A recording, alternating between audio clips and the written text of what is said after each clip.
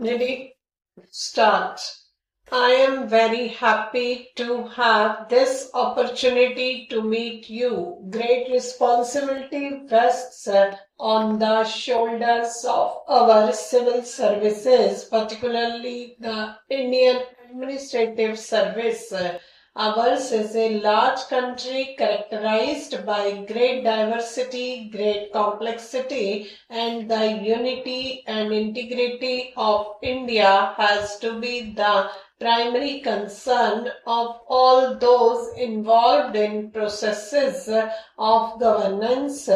This does not mean that we should lose sight of the peculiar circumstances in which your respective states may be placed. I think ours is a unique administrative setup. It's a federal setup, and services like the Indian Administrative Service perform that twin combination of concern with the local circumstances and at the same time wider concern that these local problems are resolved in a manner which strengthens the bonds of unity and strengthens the nation's integrity. Of all the services in our country, the Indian Administrative Service has performed its role with greatest efficiency, integrity, and commitment to national values. I said that ours is a country and great complexity. We have in our country religions, all the great religions represented in our society. We have also large number of groups of people who are underprivileged and who have been discriminated against for centuries.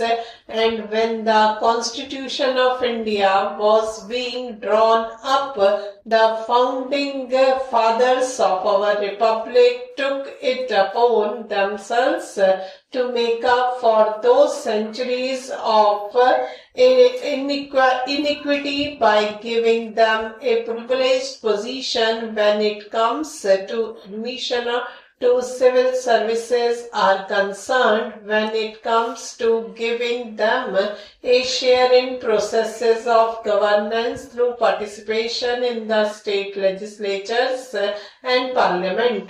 It is therefore very essential that our civil servants should be aware of the extreme complexity of managing an entire country of India's diversity. I would therefore urge all of you that though you must specialize in acquiring a deep understanding of the problem faced by your respective states, you must always dwell deep into the whole process of nation building in a country of India's size, India's diversity, and India's complexity. I would also say that we are living in a world where human knowledge is growing at an unprecedented pace.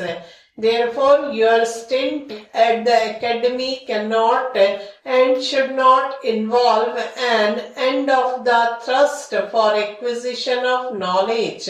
I think our training modules suggest that life has to be one of continuous process. Our country has been growing at a handsome rate in the last 15 years ever since the reform program was launched. Our growth rate has averaged about 6 to 6.5%. In recent years, we have improved upon that performance.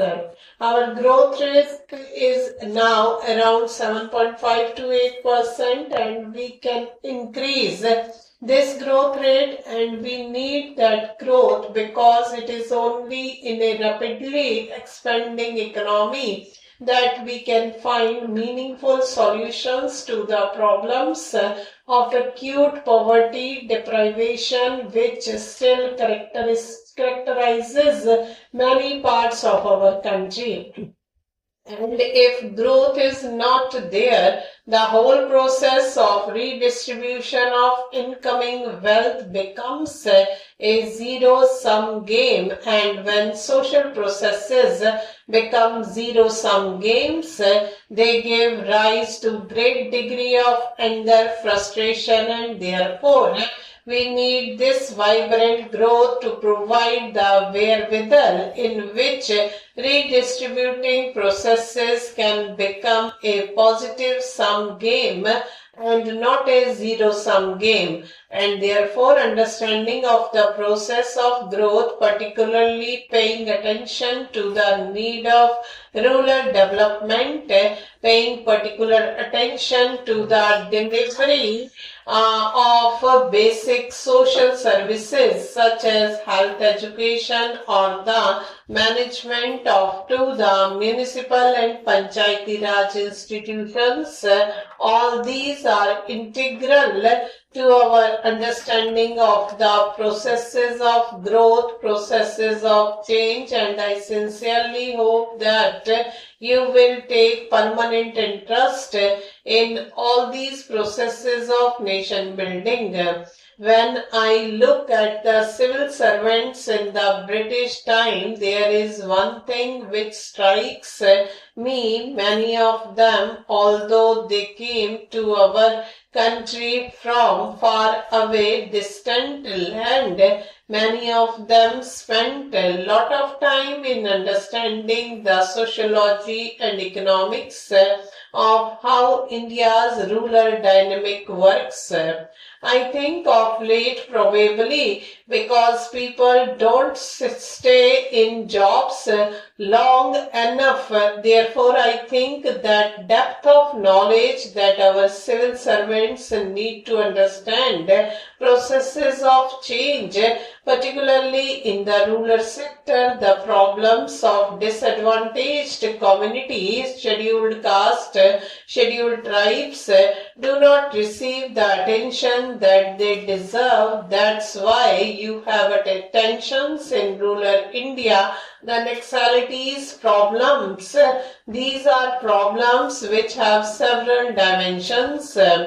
A law and order dimension is important, and no state can really neglect the enforcement of law and order and also enforcement of law in our country. But you must also recognize that there are, I think, underlying tensions arising out of the fact that not all sections of our society get an equitable share or the benefit of growth, benefits of development, and therefore I think you have to pay particular attention to being the custodians of the well-being of the weaker sections. Stop.